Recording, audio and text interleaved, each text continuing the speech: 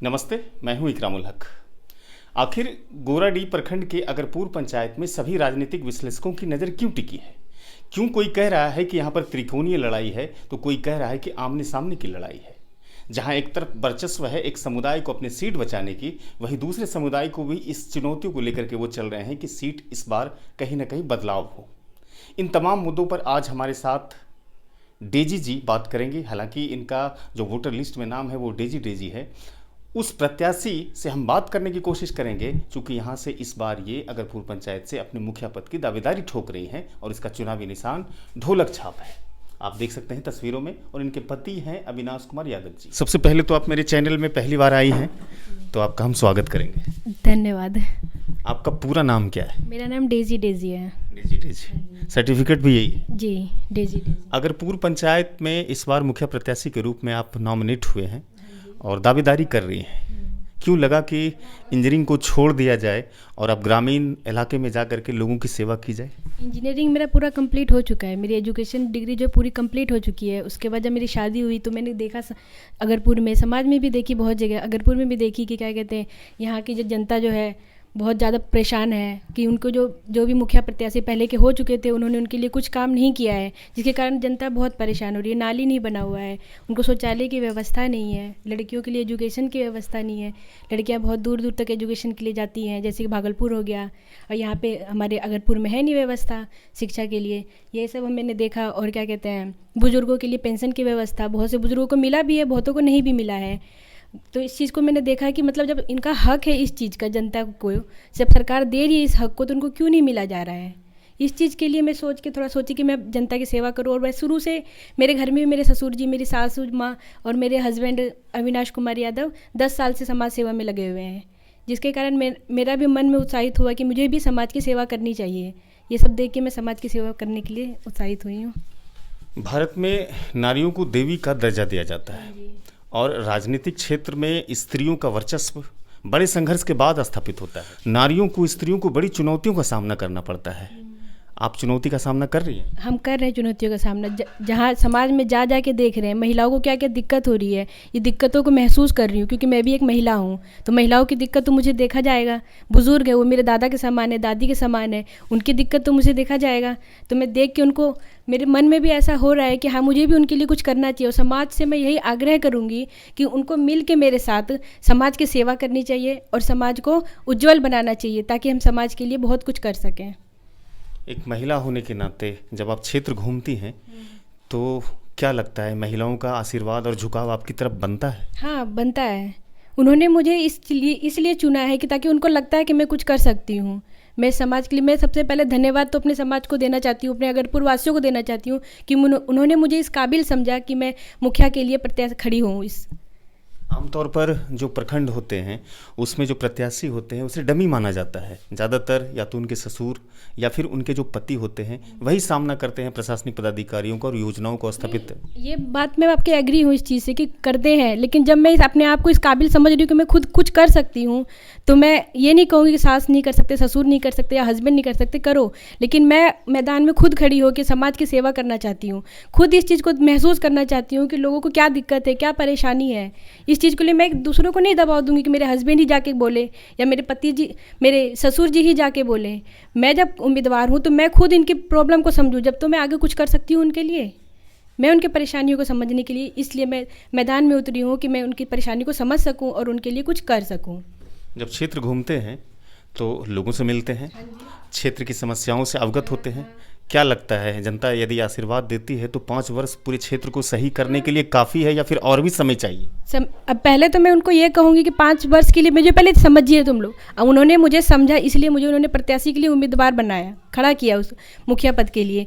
मैं पहले तो यही 5 साल के लिए करूँ। अगर उसके बाद उनको लगता है, विश्वास करेंगे मेरे पर कि हाँ मुझे उनको 5 साल के बाद भी बनाना है मुखिया, तो मैं ज़रूर बनने के लिए तैयार हूँ।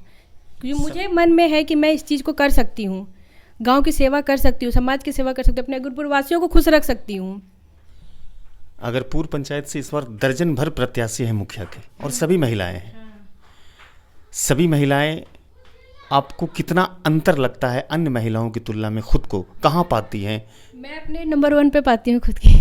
खुद को नंबर 1 पे? हाँ जी, क्योंकि मैंने देखा है कि मैंने उनसे तो मिली तो नहीं हूँ मैं, कि मतलब कौन प्रत्याशी कैसा है नहीं है, मैं उनसे नहीं मिली हूँ, पर समाज की वजह से मुझे लगता है कि मैं नंबर 1 पे हूँ और रहूँगी, क्योंकि जनता ने मुझे चुना है इस चीज़ के लिए कि हाँ, मेरे हस्बैंड 10 साल से जब समाज सेवा में लगे हैं तो उनको लगा है कि हाँ वो कुछ कर सकते हैं, तो जिसके कारण मुझे भी उनको ऊपर विश्वास हो। मैं गांव में जा जा के घूमी हूँ, देखी हूँ, सभी लोगों से मिली हूँ, बुजुर्गों से मिली हूँ, महिलाओं से मिली हूँ, बच्चों से मिली हूँ, लड़कियों से मिली हूँ, उन सबको लगा कि हाँ इस बार मुखिया पद के लिए डेजी को ही मुखिया बनाना है। जब वृद्ध महिलाएं मिलती हैं तो किस तरह की समस्या सुनाते हैं आप? उनको बस वृद्धा पेंशन की समस्या सुनाती है वो, कि मेरे 5 वर्षों में वृद्धा पेंशन नहीं मिल पाया। बहुतों को मिला है, बहुतों को नहीं मिल पाया है, वही समस्या सुनाती है कि क्या आप मुझे वृद्धा पेंशन दिलवा पाओगे। मैंने हाँ, मैं ज़रूर कोशिश करूँगी, वृद्धा पेंशन हर एक महिला बुजुर्गों को वृद्धा पेंशन दिलवाऊँगी, जितने भी अगरपुर पंचायत में वृद्ध हैं उन सबको मैं वृद्धा पेंशन दिलवाऊँगी।